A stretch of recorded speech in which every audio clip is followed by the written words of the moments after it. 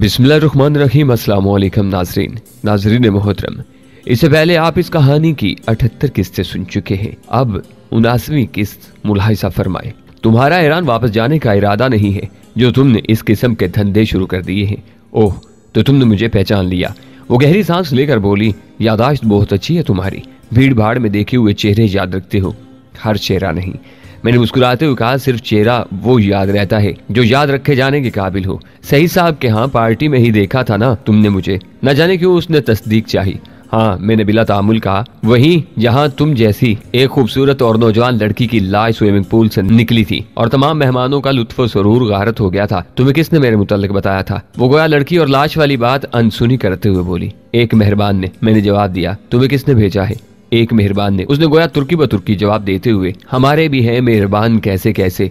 मैंने उर्दू में मिसरा पढ़कर ठंडी सांस ली। क्या मतलब? अंग्रेजी में इसका सही मफहूम समझाना मेरे लिए जरा मुश्किल है, लेकिन इतना बता दूं कि लोगों की मेहरबानियां कभी कभी जान भी ले लेती हैं। मैंने नहायत संजीदा और मुरबियाना लहजे में कहा, तुम कम उम्र और हसीन हो। मुमकिन है एक हसीन मुस्तकबिल तुम्हारा मुंतजिर हो। वाकई तुम्हें ईरान वापस नहीं जाना है जो इन चक्रों में पड़ गई हो। मैंने उंगली से पिस्तौल की तरफ इशारा किया। ईरान में मेरे लिए अब क्या रखा है? मुझे तो मुद्दत हो गई वहां से निकले हुए। माँ बाप गोलियों का निशाना बन गए, घर नजरे आदश हो गया, भाई को फांसी लग गई, बहन को कोई उठा कर ले गया।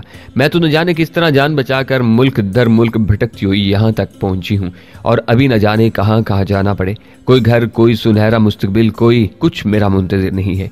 और अगर हो भी तो मुझे अब उसकी परवाह नहीं रही। मैं अब दुनिया की हर चीज से बेपरवाह एक मनमोजी लड़की हूँ जो मेरे दिल में आए करती हूँ। तुम्हें मेरी फिक्र में दुबला होने या ज्यादा हाजी साहब बनने की जरूरत नहीं। उसका दिल बर्फ की काश मालूम होता था। बाज लोग बहुत ज्यादा सदमा से गुजरने के बाद ऐसे हो ही जाते हैं। ओह, मैंने मुतासफाना से अंदाज में तवील सांस ली। क्या जमाना आ गया है। हमदर्दों और गमजारों की तरह तबीयत साफ करके उन्हें एक तरफ बिठा दिया जाता है। खैर, तुम्हारी मर्जी।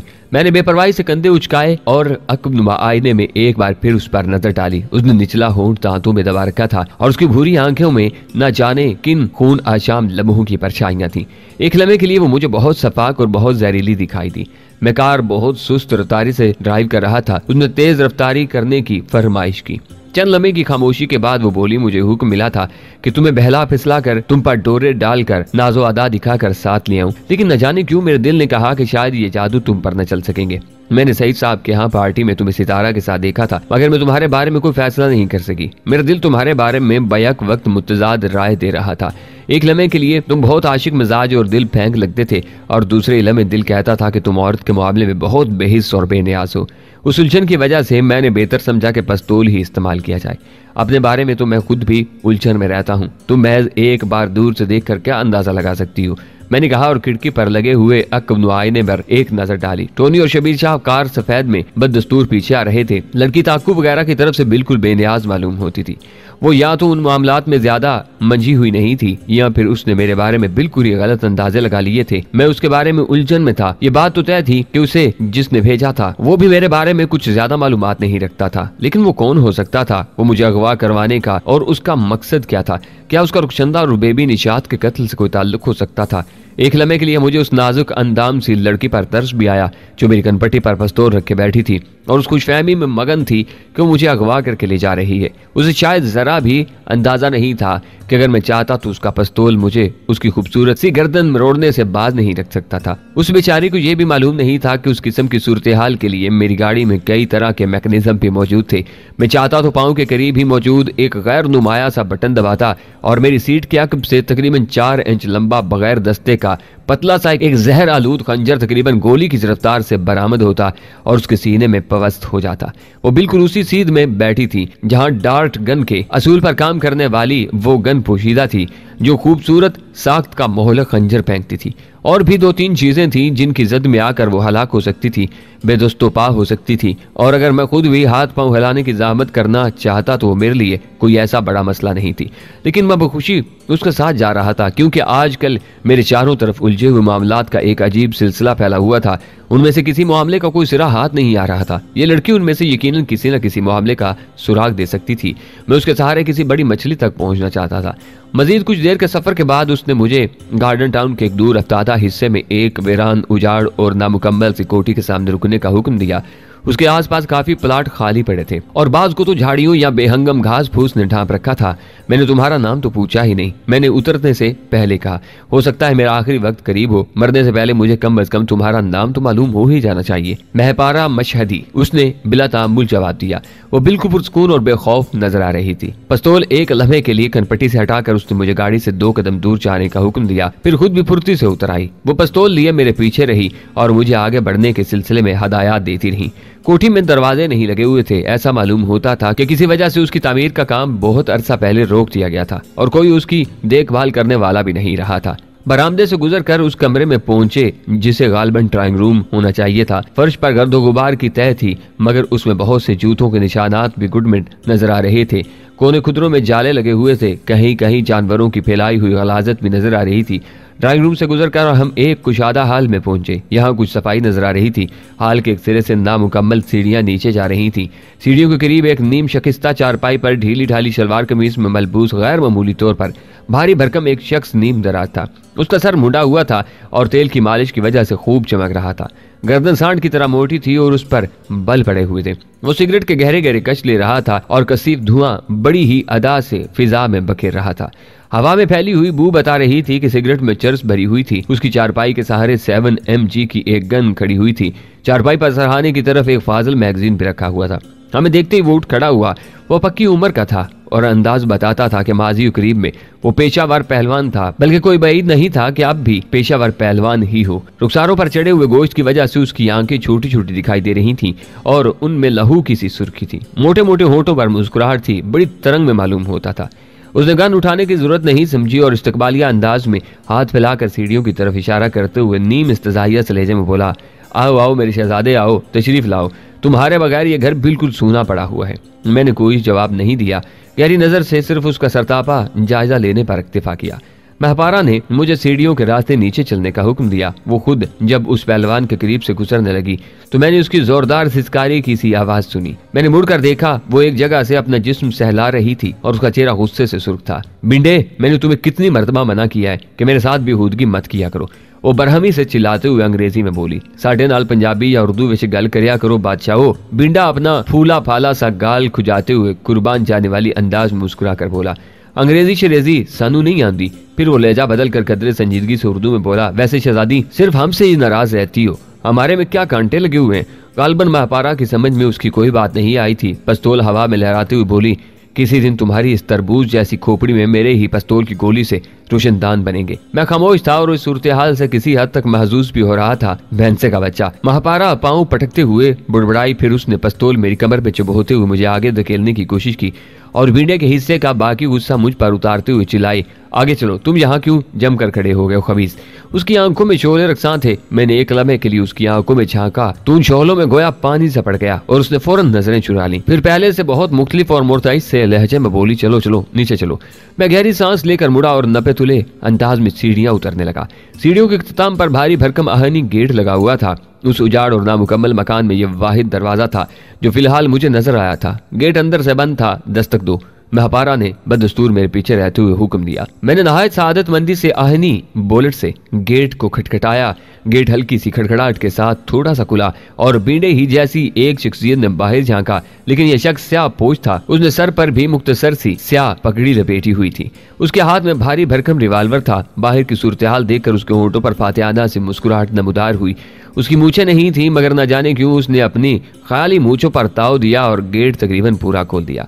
अंदर पहुंचकर मैं तहखानी की वसअत और कुशादगी देखकर हैरान रह गया। ऐसा मालूम होता था कि जितने रकबे पर किसी ने कोठी तामीर कराना शुरू की थी, उतने ही रकबे पर पूरी एक मंजिल ज़ेरे जमीन भी बनवाना चाहता था।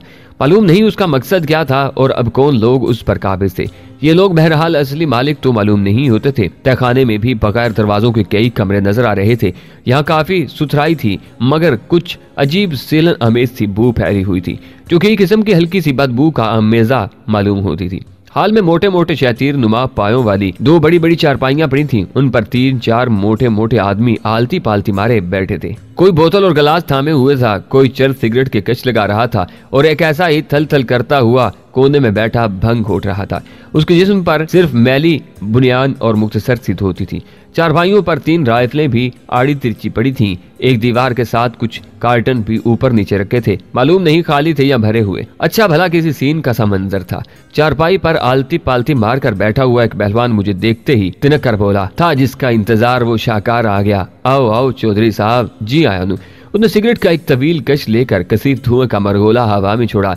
सुना है बहुत बड़े आदमी हैं आप, करोड़पति, बल्कि शायद अरबपति हैं। खैर कोई बात नहीं, हमारे इस गरीबाना डेरे पर बड़े बड़े करोड़पति भी आते रहते हैं। कुछ अपनी मुरादें पाते हैं और कुछ के कस बल निकाले जाते हैं, जिसके बाद वो हमेशा के लिए सीधे हो जाते हैं। कुछ ऐसे भी होते हैं जो कुछ अरसा के लिए यही मेहमान बन कर रह जाते हैं, लेकिन उनकी आंखों पर पट्टी बांध कर लाया जाता है। एक मेहमान यहाँ ऐसा भी आया है जिसकी हड्डियां बाहर के किसी खाली प्लाट में दफन है। अफसोस मुझे अभी तक ये भी नहीं मालूम कि उसका शुमार कौन से मेहमानों में होना है। उसकी गुफ्तगू मेरे लिए खासी बेरब्त और तकरीबन नाकाबिले फहम थी। मैं खामोशी से उसकी तरफ देखता रहा। मुझ पर नजर पड़ते ही वो राइफल उठा चुका था और खिलौने की तरह उसे थामे हुए था। उसका रुख मेरी तरफ ही था। दूसरा पहलवान अपनी राइफल उठाकर और गिलास छोड़कर एक कोने में जा खड़ा हुआ था। उसने यूं मेरा निशाना ले रखा था जैसे कहीं से कोई इशारा मिलते ही मुझे छलनी कर देगा। तीसरे पहलवान का एक हाथ राइफल पर था, मगर उसने राइफल उठाई नहीं थी। वो चारपाई से टांगे लटकाए बैठा था और धीरे धीरे सर हिलाते हुए कुछ गुनगुना रहा था। वो सबसे ज्यादा तरंग में मालूम होता था।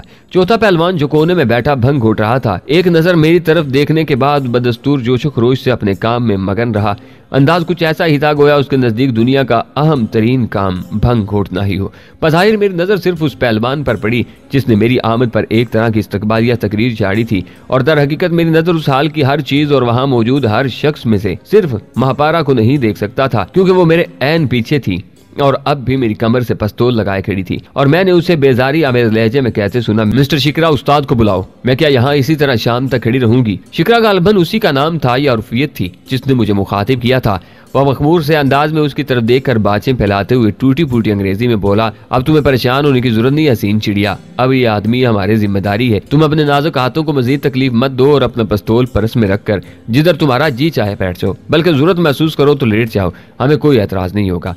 लड़की ने गहरी सांस ली। मैं उसकी सूरत नहीं देख सकता था, मगर मेरा अंदाजा था कि उसके चेहरे पर नागवारी के आसार थे। वो उन पहलवानों से कुछ मालूम नहीं होती थी, मगर न जाने किस शख्स की खातिर या किस मफाद के लिए उनका साथ दे रही थी। उसने शिकरा की हदायत पर अमल किया और पिस्तौल मेरी कमर से हटा लिया। फिर मैंने उसे अपने करीब से गुजरकर उस चारपाई की तरफ बढ़ते देखा जिस पर एक पहलवान टांगे लटकाए बैठा था। अब मैंने पहली बार सही तौर पर महापारा मशहदी का सरतापा जायजा लिया। वो सुर्ख रंग के चुस्त ट्राउजर और नीली सफारी शर्ट में थी।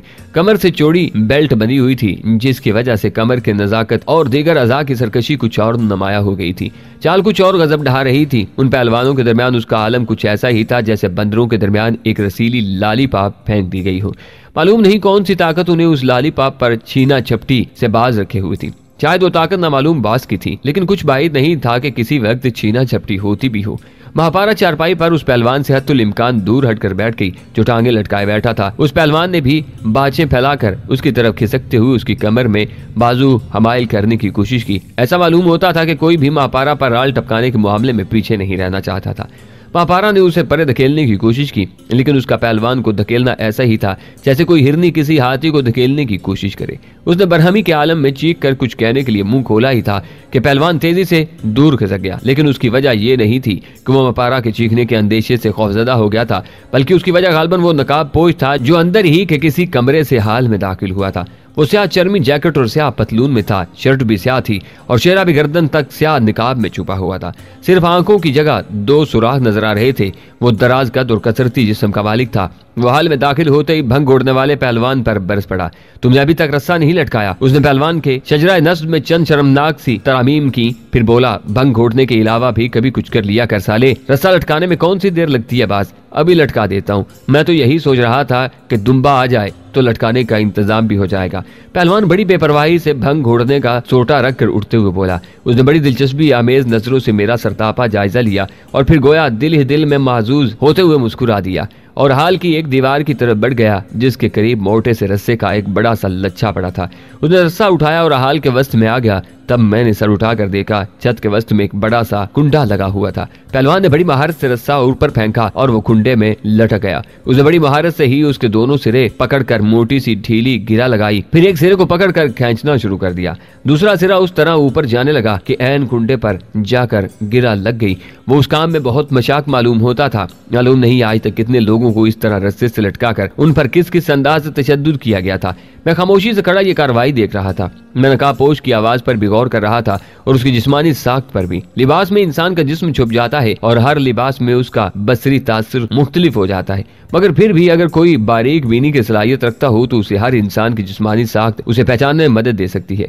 दस्ते कुदरत का ये कमाल भी बेपनाह हैरान कुन है कि उसने अनगिनत इंसानों को तख्लीक किया है, मगर उनकी जिस्मानी साख्त, उनकी आवाज, रंग रूप, खदोखाल में कोई न कोई फर्क जरूर रखा है। मैं समझता हूँ कि इब्तिदा से आज तक पैदा होने वाले अरबों खरबों इंसानों में शायद ही कोई दो इंसान ऐसे पैदा हुए हों जिन्हें मुकम्मल तौर पर यकसा कहा जा सके, जिनमें कोई मामूली सा भी फर्क न हो। मैं कुदरत की इस कारीगरी पर गौर करता था तो बहुत जल्द बड़े बड़े अजीब भेद पा लेता था। नकाबपोश अपनी आवाज बदल कर बोलने की कोशिश कर रहा था और उसमें बड़ी हद तक कामयाब था, लेकिन मैंने उसके उतार चढ़ाव पर जरा सा गौर किया तो याद आ गया कि ये आवाज असल में कैसी थी और किसकी थी। गैर महसूस तौर पर मैं गहरी सांस लेकर रह गया। उस शख्स को पहचान कर मुझे कदरे मायूसी हुई थी। मेरा सारा तजस्सुस टूट कर रह गया था। वो गुराट अमेज लहजे में मुझसे मुखातिब हुआ, तुम्हें इस रस्से के जरिए छत से उल्टा लटका कर उस वक्त तक तुम्हारे जिस्म पर लाठियां बरसाई जाएंगी जब तक तुम मलगूबे में तब्दील नहीं हो जाते। आखिर में मलगूबा भी नहीं रहेगा, सिर्फ चंद टूटी फूटी हड्डियां रह जाएंगी। तुम्हारा वजूद सिर्फ फर्श पर पड़ी हुई गलाजत की सी सूरत में बाकी रह जाएगा। फिर ये गलाजत साफ कर दी जाएगी, सफाई हस्ती से नामो निशान मिट जाएगा तुम्हारा। बस इतनी सी कहानी होगी तुम्हारी। बहुत घमंड है ना तुम्हें खुद पर। मैं भला घमंड किस बात पर कर सकता हूँ? मैंने मस्कीन बनते हुए मुलायमत से कहा, मैं तो खालिक़े कायनात का एक बहुत ही हकीर सा बंदा हूँ। घमंड तो तुम्हारे लहजे में बोल रहा है। क्या बिगाड़ा है मैंने तुम्हारा? क्यों इतना ताव खाए हुए हो तुम मुझ पर?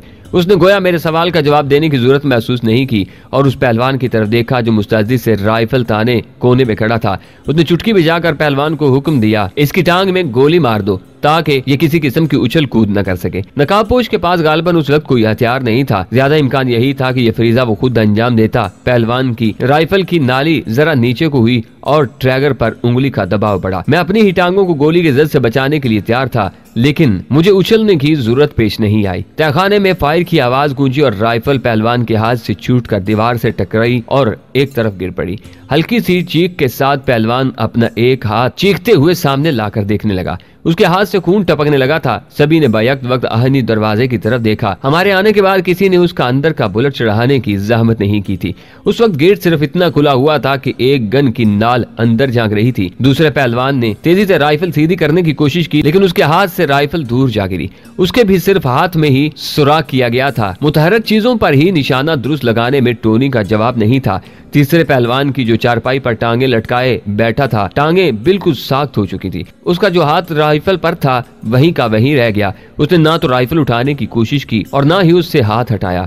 भंग उड़ने वाला पहलवान हाल में रास्ता थामे खड़ा था और हैरत से पलके झपका रहा था और उसकी तोंद तेजी से फूल पिचक रही थी। टोनी ने ठोकर मारकर गेट खोला। शबीर शेख उसके साथ था। उसके हाथ में भी गन थी। महापारा मशहदी चारों तरफ और कभी मेरी तरफ और कभी उन दोनों की तरफ देख रही थी। बिंडे दफातन नकाबपोश ने मुर्तइज सी आवाज में पुकारा और कोई जवाब न पाकर कदरे गजबनाक से लहजे में टोनी को मुखातब किया, तुमने बिंडे को मार डाला है। अगर बिंडा उसी मखलूक का नाम है जो ऊपर सीढ़ियों के करीब पहरा दे रही थी तो वो जिंदा है। टोनी ने मुलायमत से जवाब दिया। अलबत्ता उसकी तरबूज नुमा खोपड़ी शायद चटक गई हो। वो अपनी चारपाई पर पड़ा एक लंबी नींद ले रहा है। एक आध दिन में होश आ ही जाएगा। तुम लोग यहाँ से जिंदा नहीं जा सकोगे। नकाबपोश गोया किसी उम्मीद के सहारे बोला। शायद यहाँ उसके कुछ और साथियों की आमद मुतवक्का थी। तुम मेरे बारे में मुसलसल गलत अंदाजे लगाए जा रहे हो। अरशद मोती, मैंने उसकी आंखों में आंखें डालते हुए कहा। मैं उसके तासरात नहीं दे सकता था, मगर मैंने महसूस किया था कि वो झुरझुरी सी लेकर रह गया था, तो तुमने मुझे पहचान लिया। वो गहरी सांस लेकर बोला। फिर उसने अपने चेहरे से थैला नुमा नकाब खींच कर उतार दिया। उसके पुरकशिश चेहरे पर पसीने के कतरे थे और खूबसूरत बाल बिखरे हुए थे। गधा शेर की खाल पहन कर आ जाए तब भी पहचाना जाता है। मैंने हमवार लहजे में कहा, तुम फिल्मी दुनिया के कोई बहुत ज्यादा पुराने आदमी नहीं हो, मगर मालूम नहीं क्यों फिल्मी अंदाजो एतवार तुम्हारी फितरत में रच बस गए हैं। ये इस तरह के डेरे बनाकर बैठना, उन ढीले ढाले पहलवानों के सर पर बदमाशी चलाना, मुझे कोई आम सा सेठ समझते हुए अगवा करवाना और मेरा मलगूबा और न जाने क्या क्या बनवाने की बातें करना, मुझे तो शुबा सा होने लगा है कि तुम्हारी खोपड़ी को कोई अहम पुर्जा गिरा हुआ है। वो खामोश खड़ा मुझे घूरता रहा। मैंने नरमी से बात जारी रखते हुए कहा, मेरी समझ में नहीं आता कि तुम मेरे चक्कर में क्यों पड़ गए हो। तुम्हारी मेरी कोई दुश्मनी नहीं और तुम जैसे रवायती फरसूदा ज़हन के मालिक और डेरेदार बदमाशों से दुश्मनी रखना मैं अपने शयान शान भी नहीं समझता। मेरा ख्याल है तुम्हारा कच्ची शराब का धंधा भी होगा, जुए में से भी पत्ती भी लेते होगे, कहीं कहीं से जगह टैक्स भी जमा कराते होगे, किसी के आर्डर पर शरीफ शुरफा को अगवा भी करवाते होगे, मुआवजे पर कभी कभार कत्ल भी करवाते होगे, इधर का माल उधर, उधर का माल इधर भी करते होगे। इस कबील के थर्ड क्लास बदमाशों से उलझना मैं पसंद नहीं करता। मैं तुम्हारी यही अकड़ तो निकालना चाहता हूँ। तुम अपने आप को मालूम नहीं क्या समझते हो। अरशद मोती की जुरात गोया उद कर आई। ये अपने आप को कुछ समझने की नहीं, बल्कि अपने अपने हल्के, अपने अपने तबके और अपनी अपनी लाइन की बात होती है, मैंने मुरब्बियाना लहजे में कहा और उसे समझाने की कोशिश की। तुम अपने इस किस्म के तहखानों और दूसरे अड्डों पर अपने धंधों में मसरूफ रहते, पुलिस को भत्ता जाता रहता और गुलशन का कारोबार चलता रहता, लेकिन मेरे साथ पंगा लेकर मालूम नहीं तुम अपने लिए क्यों मुसीबत मोल लेना चाहते हो। तुमने सईद साहब के यहाँ पार्टी में बीसियों मुअज्जज मर्दों और औरतों के सामने मुझे घूंसा मारा था। मेरा पाँव फिसल गया था, इसलिए मैं दूर जा गिरा था, वरना मैं कोई ऐसा गया गुजरा आदमी नहीं हूँ। आज तक किसी ने मुझ पर हाथ उठाने की जुर्रत नहीं की। मैं तुम्हारी इस हरकत को भूल नहीं सकता, माफ नहीं कर सकता। मुझे उसके पाँव फिसलने वाली बात पर हंसी आ गई। मैंने खुशगवार लहजे में कहा, वहां भी तुमने खुद ही पंगा लिया था। मैं तो तुम्हें जानता भी नहीं था और ना ही जानना चाहता था, लेकिन मैं तुम्हें जरूर जान कर रहूंगा। वो बेखौफी से बोला, मैंने तुम्हारे बारे में मालूमात हासिल करने के लिए बड़ी भाग दौड़ की है। मुझे एतराफ है कि मैं तुम्हारे बारे में कुछ ज्यादा नहीं जान सका। ऐसा लगता है जैसे कोई भी तुम्हारे बारे में ज्यादा नहीं जानता, लेकिन न जाने क्यों लोग तुमसे डरते हैं, तुम्हें पुरस्कार सा समझते हैं। मैं तुम्हें बेनकाब करके छोड़ूंगा। मैंने कोई नकाब नहीं चढ़ाई हुई जो तुम मुझे बेनकाब करने का शौक पूरा कर सको। मैंने उसके अंदाजे गुफ्तगू से महजूज होते हुए कहा, नकाब वगैरह तुम जैसे फिल्म ज़दा लोग चढ़ाते हैं और इस शौक में कभी कभी खाल तक उतरवा बैठते हैं। मैं तो इस शहर का एक काम सा, थोड़ा मुअज्जज सा, थोड़ा शरीफ सा आदमी हूँ। बस इतना जरूर है कि तुम जैसे उचक्के मुझसे उलझने से परहेज करें तो फायदे में रहते हैं।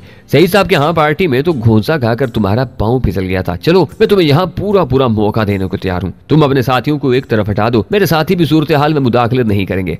आओ हम दो दो हाथ कर लेते हैं। ताकत की आजमाइश का वही सदियों पुराना तरीका। तुम इसी तरह इसी जगह अपने अरमान निकाल लो। मैंने मुस्कुराते हुए दोनों हाथों से इशारा करके उसे अपने ऊपर हमला करने की दावत दी, मगर उसने अपनी जगह से हरकत नहीं की। निचला होंठ दांतों में दबाए मुझे घूरता रहा।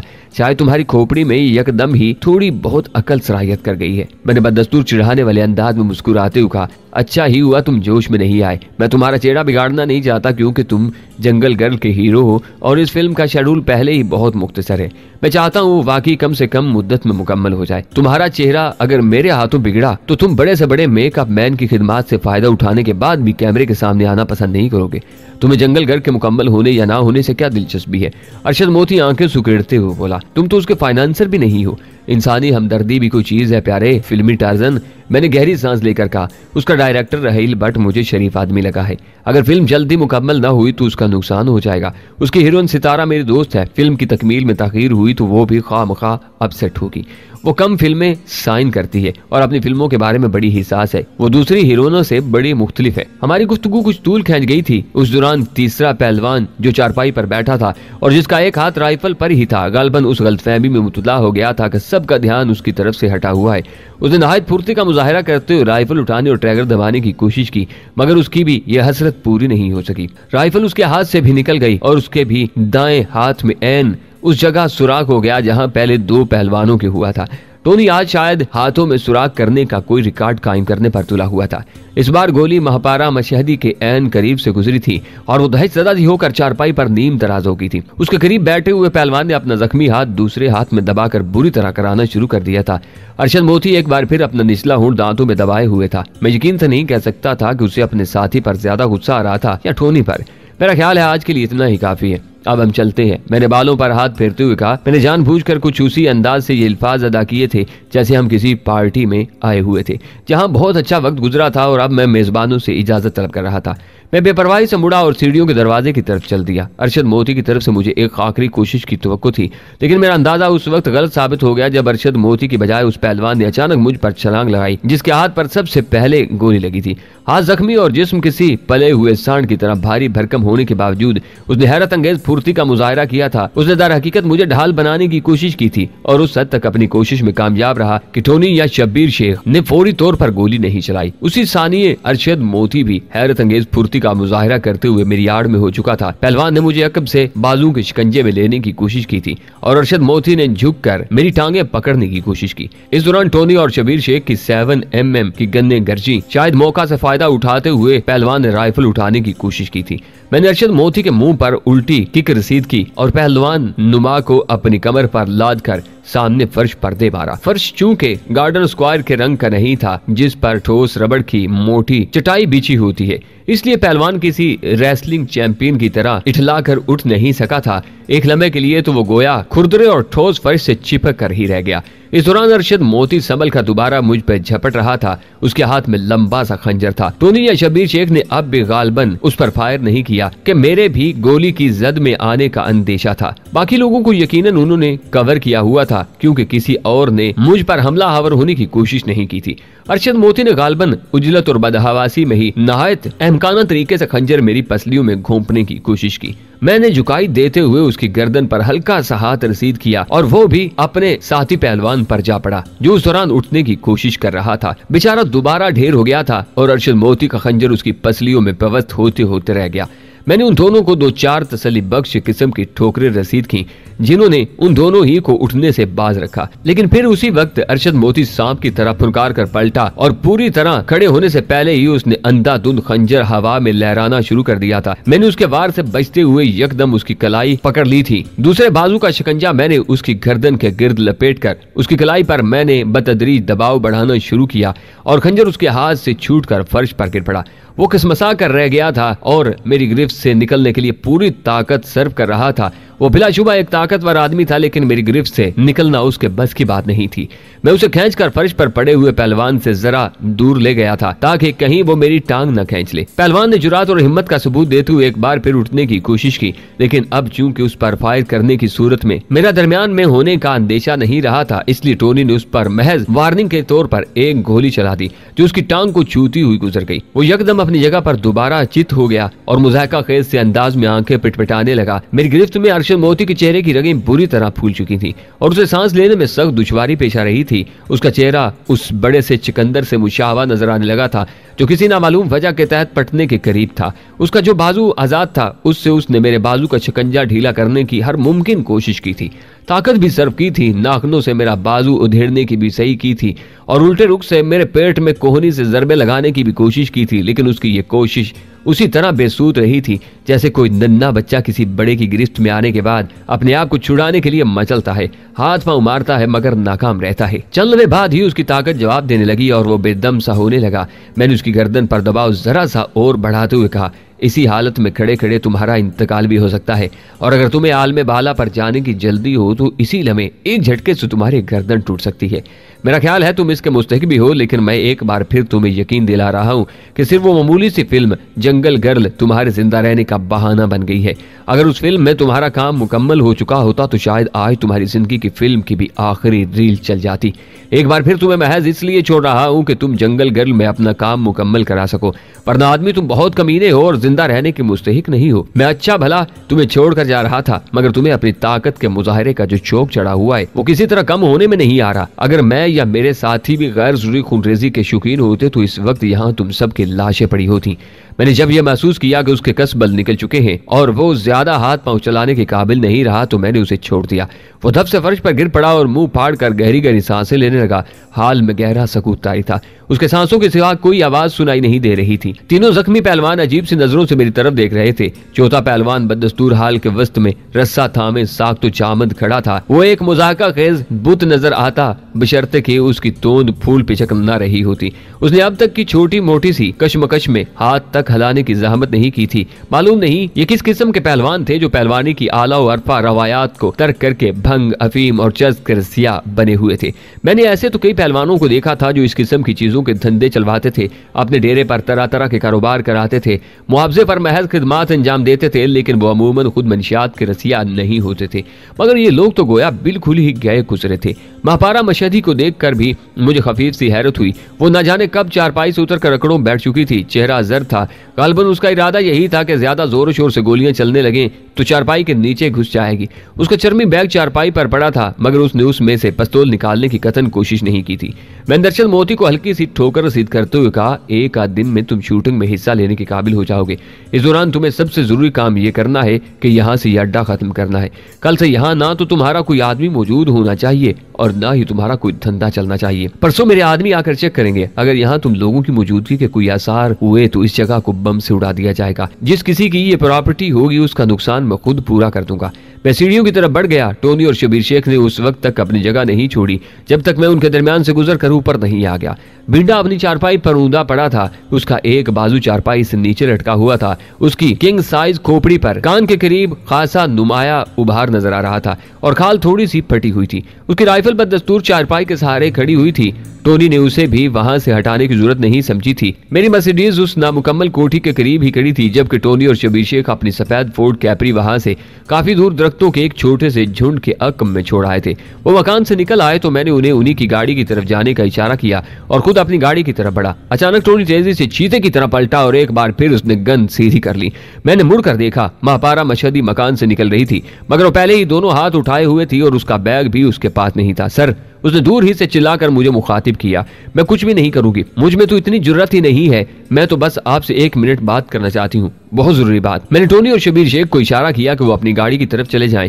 वो लड़की कोई ऐसा बड़ा मसला नहीं थी। वो पीठ मोड़कर आराम से आपस में बातें करते हुए चल दिए और महापारा मशहदी मेरे करीब आ गई। मैं गाड़ी से टेक लगाए खड़ा था। वो गुलाबी होठों पर जुबान फेरते हुए हिचकिचाहट हमें इस लहजे में बोली, सर, मेरी एक दरख्वास्त की, आप मुझे अपने गैंग में शामिल कर लें। मैं आपके बहुत काम आ सकती हूँ। मसलन, मैंने मुस्कुराते हुए पूछा, मतलब बड़े बड़े लोगों से तल्लुकात पैदा करना, अहम सरकारी और गैर सरकारी लोगों को मुट्ठी में करना। उसके अलावा मैं कैरियर के फराइज भी अंजाम दे सकती हूँ। बाहर से कोई माल लेकर आ सकती हूँ या यहाँ से लेकर जा सकती हूँ। इसके अलावा मैं फाइटर के तौर पर भी इतनी निकम्मी नहीं हूँ जितनी आज आपको नजर आई हूँ। आज तो मुझे न जाने क्या हो गया था, वरना मैं तो खासी काम की चीज हूँ। और भी जो खिदमत आप कहेंगे मैं बजा लाऊंगी। आप कुछ अरसा के लिए मुझे आजमा कर तो देखें। वो बड़े जोशो खरोश से मुझे कायल करने की कोशिश कर रही थी। मुझे हंसी आ गई। वो मजीद पुरजोश लहजे में बोली, सर, आप ये मत समझें कि मैं कोई चक्कर चलाने की कोशिश कर रही हूँ। यह अरशद मोती ने मुझे सिखा पढ़ा कर भेजा है। ऐसी कोई बात नहीं है सर।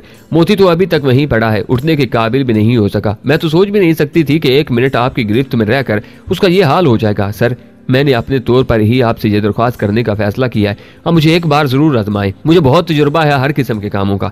मैं एक बार फिर हद से बगैर न रह सका। मैंने उसके अंदाज से महजूज होते हुए कहा, तुम्हें क्यों कर ख्याल आया कि तुम मेरे काम आ सकती हो? सर, जाहिर है आप जेरे जमीन दुनिया के कोई बहुत बड़े आदमी हैं। बहुत मजबूत गैंग होगा आपका। तभी तो आपने मोती और उसके आदमियों को जरा भी अहमियत नहीं दी और उन्हें महज उंगलियों के इशारों से बेबस करके रख दिया। जाहिर है आप जैसे लोगों के यहाँ मुझ जैसी लड़कियों की गुंजाइश तो निकलती रहती है ना, बल्कि गुंजाइश ना हो तब भी पैदा कर ली जाती है। देखो बेबी, मैंने ठहरे ठहरे लहजे में कहा, मुमकिन है तुम्हारी बातें अपनी जगह दुरुस्त हूँ, लेकिन तुम्हारे मेरे बारे में अंदाजे दुरुस्त नहीं है। मेरा किसी जेर जमीन दुनिया से कोई ताल्लुक नहीं, मेरा कोई गैंग नहीं। मैं तो इस शहर का एक आम मामूली और शरीफ सा आदमी हूँ। आम मामूली और शरीफ आदमियों के पीछे इस तरह माहिर और मुसल्ला किस्म के मुहाफिज हर जगह आते हैं क्या? उसने टोनी और शबीर शेख की तरफ इशारा किया जो अभी भी अपनी गाड़ी तक नहीं पहुंचे थे। वो पेशा पर मुहाफिज नहीं, मेरे जानिसार दोस्त हैं और मुझे लगता है कि इस दुनिया में सिर्फ दोस्त बनाने चाहिए। जो काम दोस्त कर सकते हैं वो ग्रोहों के पेशावर कारकुन नहीं कर सकते। मैंने मुलायमत से कहा, मुझे तुम्हारी कोई जरूरत नहीं। तुम अभी वफा और वाबस्तगी की कड़ी आजमाइशों से गुजर कर कुंदन नहीं बनी हूँ। मैंने तुम जैसी चलती फिरती लड़कियों को आम लोगों के पास भेजकर कभी अपना काम निकलवाने की कोशिश नहीं की। अव्वल तो मेरे काम कहीं अटके हुए ही नहीं होते, और अगर हों भी तो अपने काम निकलवाने के लिए मेरे अपने ही कुछ अलग से तरीके हैं। बहरहाल यूं लगी लिपटी रखे बगैर इजहार सहारे मद्दा का तुम्हारा अंदाज मुझे पसंद आया। सारा, मुझे इधर उधर की बातों में मत डालें। वो दिलरुबाई से मुस्कुराई। मुझे उन लोगों के साथ काम करने में कोई तकलीफ नहीं है। वो पीछे कोठी की तरफ इशारा करते हुए बोली, मुआवजा भी बहुत अच्छा मिल रहा है। मामला अरशद मोती की हद तक हो तो ठीक है, लेकिन मैं उन पहलवानों से बड़ी तंग आ चुकी हूँ। ये पहलवानों का टोला 15-20 पहलवानों पर मुश्तमिल है और ये सब के सब निकम्मे हैं, मगर है चरसी भंगी। अपना हुलिया तक ठीक नहीं रखते। इनमें से बाज के जिस्मों से तो बकरों जैसी बू आती है। तुम इन्हें इतने करीब आने का मौका मत दिया करो ना कि उनकी बू महसूस करने की नौबत आए। मैंने मुस्कुराते हुए कहा, मैं कब मौका देती हूँ। वो मुस्कुरा कर बोली, लेकिन उनका बस चले तो उनमें से हर एक मेरी हड्डियां तक चबा जाए। अरशद मोती के अकामात की भी वो कोई खास परवाह नहीं करते। उनके यहाँ डिसिप्लिन नाम की कोई चीज नहीं है। हैरत की बात है तुम उचक्कों में डिसिप्लिन ढूंढ रही हो। मैंने हकीकतन हैरत से कहा था।